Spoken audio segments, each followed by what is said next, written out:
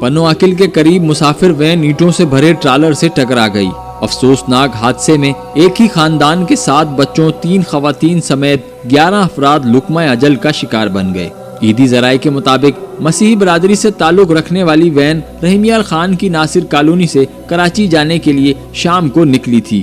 رات کے اندھیرے میں مسافر وین تیز رفتاری کے باعث ڈرائیور کے قابو سے باہر نکل کر اینٹوں سے بھرے ٹرالر سے ٹکرا گئی۔ خوفناک تصادم میں وین میں سوار 6 بچے، 3 خواتین اور ایک شخص موقع پر ہی دم توڑ گئے، جبکہ 9 افراد زخمی ہو گئے۔ واقعے کی اطلاع ملتے ہی سکھر سے عیدی ایمبولینس جائے حادثہ پر روانہ ہو گئیں اور زخمیوں سمیت جاں بحق افراد کی لاشوں کو تالکا اسپتال منتقل کر دیا۔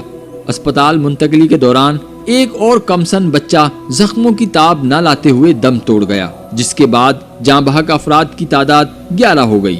عیدی ذرائع کے مطابق زخمیوں کی حالت خطرے سے باہر ہے۔ حادثے کے باعث قومی شاہراہ پر ٹریفک کا نظام متاثر ہو گیا، تاہم پولیس اور دیگر رضاکاروں نے ٹریفک کلیئر کروا کر گاڑیوں کی آمد و رفت بحال کر دی۔ دی مرر ٹی وی، پاکستان۔